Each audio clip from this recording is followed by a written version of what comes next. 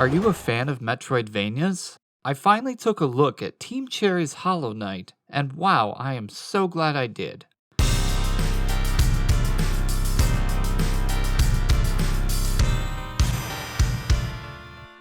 Don't forget, if you want to support the channel, subscribe, like, and leave a comment down below. Thanks for your support.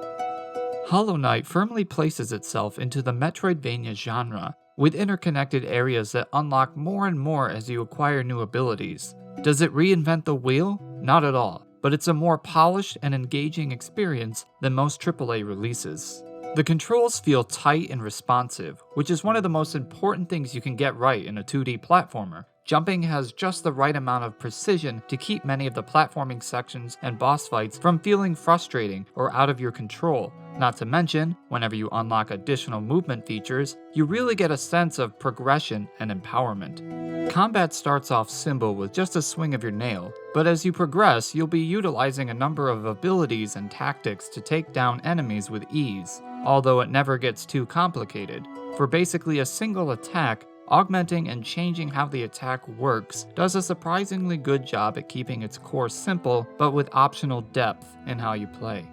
Your character does collect a variety of things, such as your standard health and mana pieces, but the most charming thing about Hollow Knight's mechanics are the charms. From adding your character to show up on the map, to being better at casting spells, the charms add a variety and depth that feel quite impactful. It's nothing you haven't seen before in other games, but the augments all feel pretty useful. I often had 2 different builds depending on whether I was exploring or getting ready for a boss fight. One of the big things this game gets right is the level design. Not only are there shortcuts and fast travel locations, but the levels do a great job at surprising you and adding mystery to its gorgeous insect world. There were quite a few times I wasn't expecting a boss fight and found myself smack dab in the middle of one. Exploring the beautiful and terrifying world of Hollow Knight was fun and unexpected, which kept me engaged and immersed. The game also does an amazing job with difficulty, scaling up when going to the more optional parts of the game. I'm not saying this game isn't hard, but it's definitely cognizant of those who are trying to get the better endings, making it all the more challenging to reach your lofty goal. Aside from an optional palace full of saw blades, I didn't find the game to be too frustrating.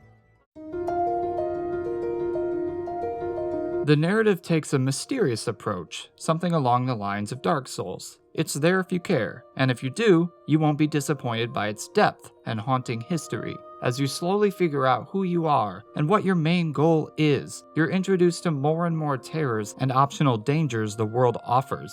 Overall, it's a great story, and its epic ending left me very satisfied and eagerly awaiting its sequel, Silksong. There are many characters in the game as well, all with interesting bits of dialogue and many with their own ambitious goals. It makes the world feel more lived in, dynamic, and rich. Some of your choices have direct consequences for those characters, which adds a real weight to their inclusion and your overall journey throughout the game.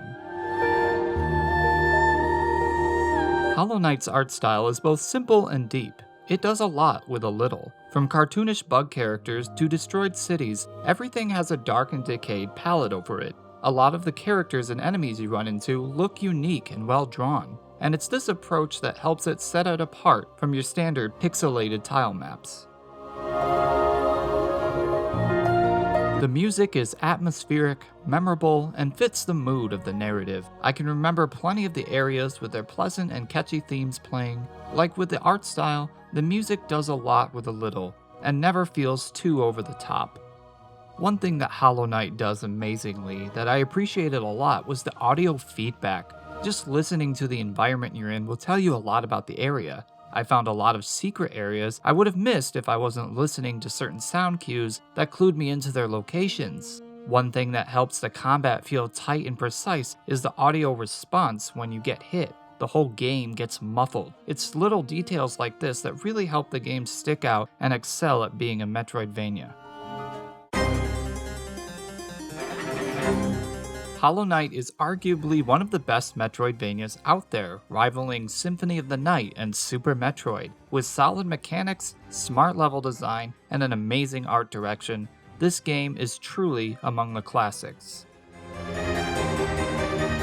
I hope you all enjoyed the review. Don't forget to like and subscribe to the channel if you're not already a member. And as always, this is Game Ghost. Happy gaming.